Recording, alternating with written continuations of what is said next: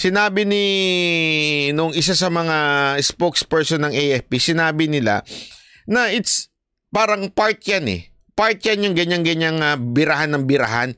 Part yan. Sabi ko nga, kung parte pala yan, I mean, kung talagang nangyayari pala yung mga ganyan-ganyan, bakit parang sobrang hina-highlight ng media ngayon? Di ba? Bakit sobrang parang it's so big deal as if hindi ito nangyayari noon. Yung pala nangyayari naman talaga to noon. Di ba? The question is bakit sobrang big deal ngayon?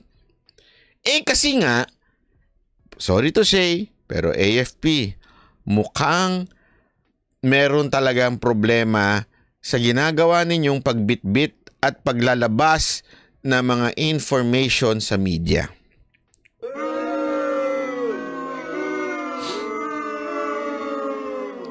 Hindi, yun po ang totoo eh. That's the problem eh. Ang problema po talaga natin, yan.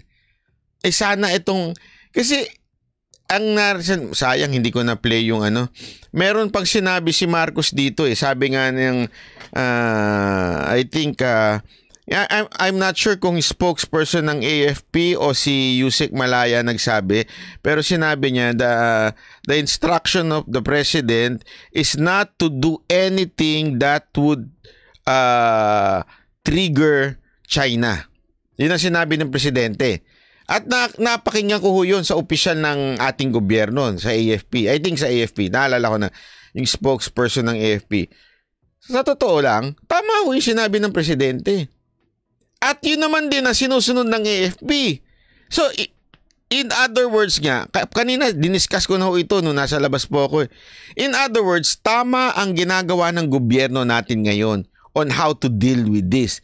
Matigas tayo na hinahatid pa rin natin yung dapat i-resupply, pero at the same time, susubukan kasi tinanong ngayong AFP kung dapat ba bombahin din natin ng tubig. Ang sagot ng AFP, hindi. Kasi ang instruction ng presidente, wag iti-trigger or wag silang wag silang parang alam mo yun, gagawa ng eksena that would somehow result into a war. Yun ang sinabi daw ng presidente sa kanila. O edi tama. O ano bang ginagawa natin noon? Ganun din naman bakit ngayon parang big time na big time? Nagigets nyo? Kasi nga, dati, hindi naman na isasama yung mga media. Ang nagpapalala talaga ng sitwasyon ay mga media. Sila ho ang do not antagonize. Yun. 'Di ba?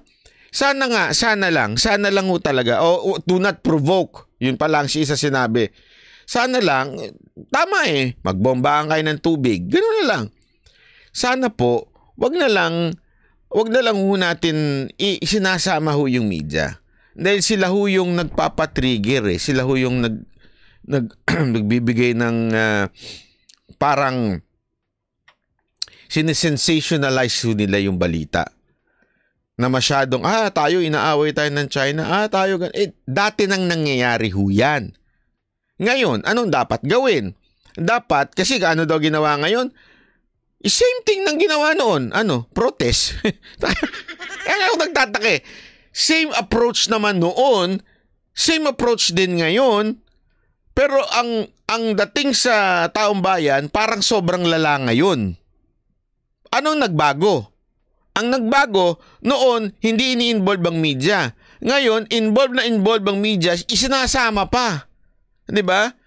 Kasi nga po, yun nga hindi ko maintindihan, bakit kailangan isama pa yung media? Paulit-ulit, papunta-punta doon. Bakit? Ano pang purpose nila? Nanggugulo lang sila dun